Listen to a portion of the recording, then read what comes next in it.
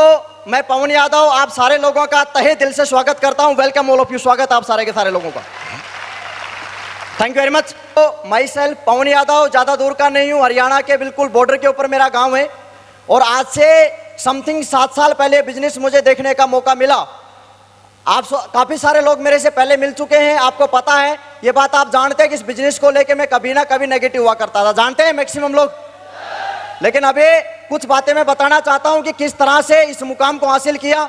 और दोस्तों, आज मैं आपको ये वादा करता हूं और विश्वास दिलाता हूं कि अगर आज आपने दिल से अगर ये डिसीजन लिया तो दुनिया की कोई ताकत माइकल लाल आपको डायमंड बनने से रोक नहीं सकता है, कोई नहीं रोक सकता है। दोस्तों, ये डिसीजन 7 साल पहले एक फंक्शन मुझे दिखाया जाता है और आज आप बड़े सौभाग्यशाली हैं कि आज आपको किसी आदमी ने यहाँ पे इन्वाइट किया है। लेकिन दोस्तों, जब इस बिजनेस को लेके मैं नेगेटिव था और धीरे धीरे जब इस बिजनेस की बातें मुझे समझ में आने लगी, तो आप तो सौभाग्यशाली है कि आपको किसी आदमी ने इन्वाइट किया, लेकिन मुझे किसी आदमी ने इन्वाइट नहीं किया था, ये सच्चाई है। सर लोग जानते हैं, सर मेरे साथ रहते थे, श्री योगेश यादव जी, श्री टिकेंद्र सिंह जी और श्री हरिशंकर जी। और मेरा काम एक ही था, इनका खाना बनाना, सर यही था। और खाने बनाने वाले को क्या बोलते हैं? बावर्ची बोलते हैं।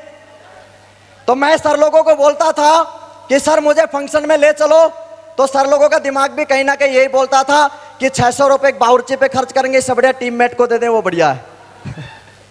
लेकिन उसके बावजूद बार बार जिद करने के बाद बार बार मैंने जिद किया कि सर मुझे फंक्शन में ले चलो, मुझे फंक्शन में ले चलो। उसके बावजूद मेरे अभी कहानी किस तरह से गई, लेने के लिए बिल्कुल ले जाने के लिए तैयार नहीं। लास्ट में मेरे पास एक ब्रह्मास्त्र था, मैंने बोला आज के बाद मैं तुम्हारा खाना नहीं बनाऊंगा। चड्डी में बम लगाना पड़ा, मुझे मजबूरी थी, क्या करता। और ऐसा करने के बावजूद इन्होंने सोचा कोई बात नहीं, 600 रुपए में अगर खाना मिलता है बढ़िया तरीके से तो कोई दिक्कत नहीं, 600 खर्च किया जा सकता है। सही बात है कि नहीं, ये बताओ आप मुझे। तो ऐसे करके मुझे टिकट दी गई और आगरा के अंदर एक फंक्शन मुझे दिखाया गया। आगरा के फंक्शन में जैसे दोस्तों मैं जाता हूं, इसी तरह का सम्मान, इसी तरह से एक लीडर को रिकॉग्नाइज किया गया था डायमंड के लिए। और उस लीडर को सुनने के बाद, उस लीडर को देखने के बाद मुझे लगा, उसका नाम था, एक डायमंड बने थे जिसका नाम था मिस्टर पवन निगम, मेरे नाम राशि। और उनको सुनने के बाद मुझे ऐसा लगा, ऐसा कोई खास चीज मुझे नजर नहीं आई थी उस आदमी के अंदर कि उसके अंदर स्पेशल भगवान ने 2 सींग दे दिए और अपने पास है नहीं तो सींग दे दिए, वो तो डायमंड बन जाएगा, और जिसके सींग नहीं है वो डायमंड बनेगा नहीं, ऐसी कोई बात नहीं थी।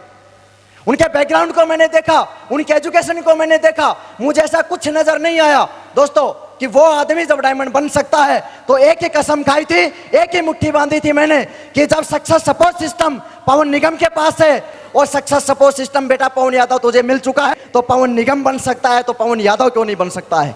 ये decision, thank you very much, ये डिसीजन मैंने लिया। और डिसीजन लेने के बाद मुझे लगा कि वास्तव में ये काम बहुत आसान से चलेगा और अलवर में जाऊंगा, अलवर जाने के बाद मैं लोगों की लाइन लगा दूंगा, ये मुझे कॉन्फिडेंस था।